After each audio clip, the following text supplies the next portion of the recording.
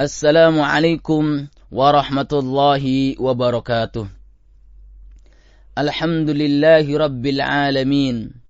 Wassalatu wassalamu ala rasulillahi wa ala alihi wa sahbihi wa man tabi'ahum bi ihsanin ila yaumiddin, amma ba'd.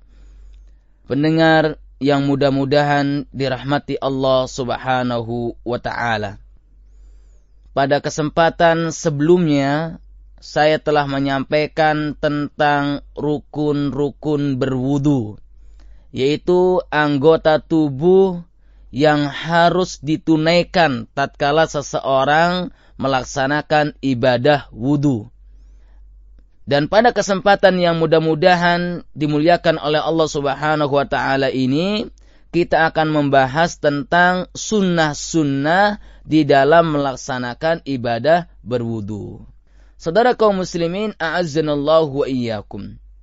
Dalam berwudu, kita tidak hanya dituntut untuk menunaikan rukun-rukunnya, tetapi juga kita dianjurkan untuk menunaikan sunnah-sunnah di dalam melaksanakan ibadah berwudu.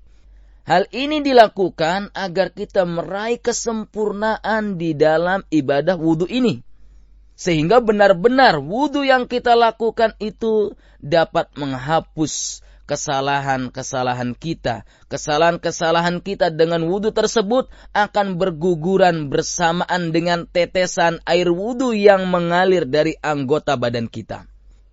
Hal ini berdasarkan hadis yang diriwayatkan oleh Imam Muslim dari Uthman bin Affan, bahwasanya Rasulullah bersabda, "Man tawadda'a fa ahsanal wudu'a, kharajat khatayahu min jasadihi hatta takhruja min tahti adfarihi."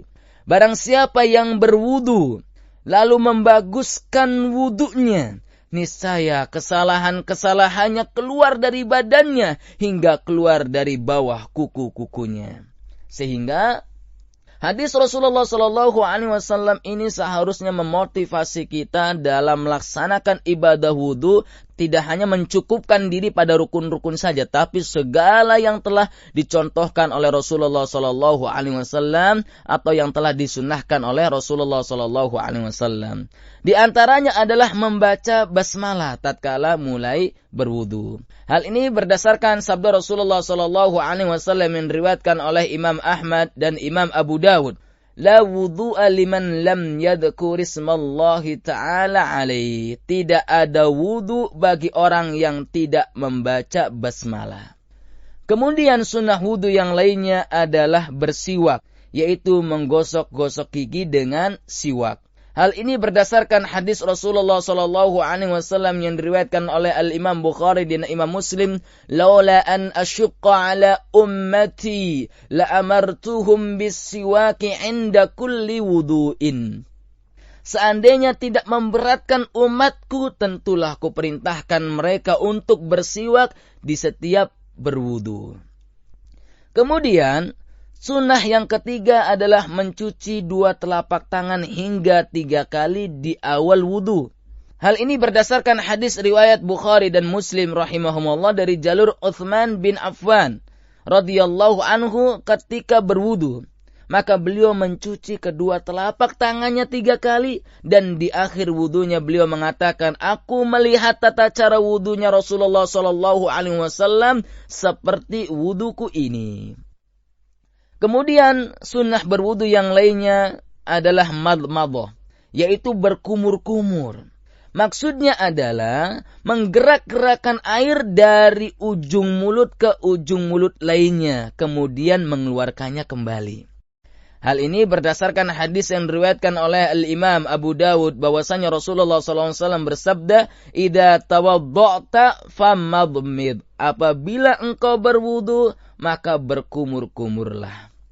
Saudara kaum muslimin, a'azzanallahu wa iyyakum.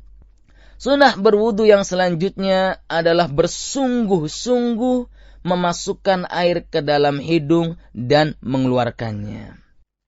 Kecuali bagi orang yang saat berpuasa. Hal ini berdasarkan hadis dari Laik bin Sabrah secara marfu', "Balik fil istinsyaki illa an takuna sha'iman." bersungguh-sungguhlah dalam memasukkan air ke dalam hidung kecuali engkau dalam keadaan berpuasa. Kemudian sunnah wudu yang lainnya yaitu menyela-nyela jenggot. Hal ini sebagaimana hadis yang diriwayatkan oleh Ammar bin Yasir, bahwasanya ia mengatakan Rasulullah SAW tidak pernah melarangku, padahal beliau melihatku sering menyela-nyela jenggot. Sunnah wudu yang selanjutnya atau yang ketujuh yaitu menyela-nyela jari-jari kedua tangan dan juga kedua kaki. Berkaitan dengan hal ini, Rasulullah SAW bersabda sebagaimana yang diriwayatkan oleh Al-Imam At-Tirmidzi, "Idza tawadda'ta fakhallil baina asabi'i yadayka wa rijlaik." Apabila engkau berwudu, maka sela-selalah jari-jari kedua tangan dan kedua kakimu. Sunnah wudu yang ke-8 yaitu mencuci, membasuh atau mengusap 3 kali di setiap anggota wudu. Ini sunnah Rasulullah SAW. Jadi membasuh anggota wudu itu sebanyak 3 kali. Namun memang yang wajib itu hanya satu kali. Sunnah wudu yang berikutnya, yang ke-9 yaitu memulai dari anggota wudu sebelah kanan terlebih dahulu. Misalnya tatkala mencuci kedua tangan, ya, dan juga kedua kaki, maka mendahulukan sebelah kanan terlebih dahulu. Hal ini sebagaimana dalam hadis yang diriwayatkan oleh Imam Ahmad, bahwa Rasulullah SAW bersabda, "Wa idza tawadda'tum fabda'u bi ayaminikum." Jika kalian hendak berwudu, maka mulailah dengan sebelah kanan. Kemudian, saudara kaum muslimin sekalian, disunahkan pula dalam melaksanakan ibadah wudu yaitu membaca doa setelah melaksanakan ibadah wudu, yaitu doa yang diajarkan oleh Rasulullah SAW, sebagaimana yang diriwayatkan oleh Imam Muslim, "Asyhadu an la ilaha illallah wa anna Muhammadan abduhu wa rasuluh." Kemudian di dalam riwayat yang lain, itu tepatnya riwayat Imam At-Tirmidzi, menambahkan, "Allahumma ja'alni minat tawwabina waj'alni minal mutatahhirin." Jadi kalau kita sambungkan doa yang telah dicontohkan oleh Rasulullah SAW, "Asyhadu an la ilaha illallah wa anna Muhammadan abdullah wa rasuluh," atau "wa anna Muhammadan abdullah wa rasuluh." Atau misalnya kalau kita mau melengkapi doa wudu dari kedua riwayat tersebut, kita membacanya dengan "Asyhadu an la ilaha illallah wa anna Muhammadan abdullah wa rasuluh. Allahumma ja'alni minat tawwabina waj'alni minal mutatahhirin." Ini yang pertama riwayat Imam Muslim dan yang kedua riwayat Imam At-Tirmidzi. Dan ini memiliki keutamaan.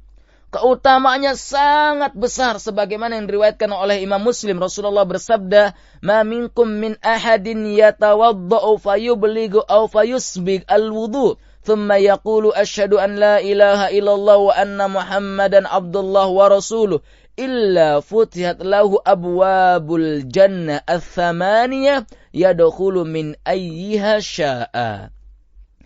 Tidak ada seorang pun di antara kalian ketika berwudu lalu ia menyempurnakan wudunya dan berdoa, "Asyhadu an la ilaha illallah wa anna Muhammadan abdullah wa rasuluh," kecuali pasti akan dibukakan pintu-pintu surga yang berjumlah 8 tersebut untuknya, dan ia disuruh memilih dari pintu mana saja yang ia inginkan. Jadi ini keutamaan yang sangat besar bagi orang yang membaca doa wudu sebagaimana yang diajarkan oleh Rasulullah SAW. Mudah-mudahan pembahasan tentang sunnah-sunnah berwudu ini bermanfaat untuk kita semuanya, agar kita berwudu sesuai dengan yang dicontohkan oleh Rasulullah SAW. Wallahu ta'ala a'lam. Wassalamualaikum warahmatullahi wabarakatuh.